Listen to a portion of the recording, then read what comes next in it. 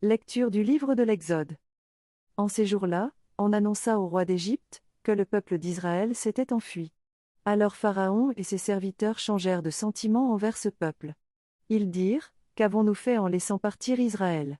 Il ne sera plus à notre service. Pharaon fit atteler son char et rassembler ses troupes. Il prit 600 chars d'élite et tous les chars de l'Égypte, chacun avec son équipage. Le Seigneur fit en sorte que s'obstine Pharaon, roi d'Égypte, qui se lança à la poursuite des fils d'Israël, tandis que ceux-ci avançaient librement. Les Égyptiens, tous les chevaux, les chars de Pharaon, ses guerriers et son armée, les poursuivirent et les rejoignirent alors qu'ils campaient au bord de la mer, près de Pi-Hahiroth, en face de Baal-Sephon. Comme Pharaon approchait, les fils d'Israël regardèrent et, voyant les Égyptiens lancés à leur poursuite, ils eurent très peur, et ils crièrent vers le Seigneur. Ils dirent à Moïse: L'Égypte manquait-elle de tombeaux, pour que tu nous aies emmenés mourir dans le désert? Quel mauvais service tu nous as rendu en nous faisant sortir d'Égypte. C'est bien là ce que nous te disions en Égypte: ne t'occupe pas de nous, laisse-nous servir les Égyptiens.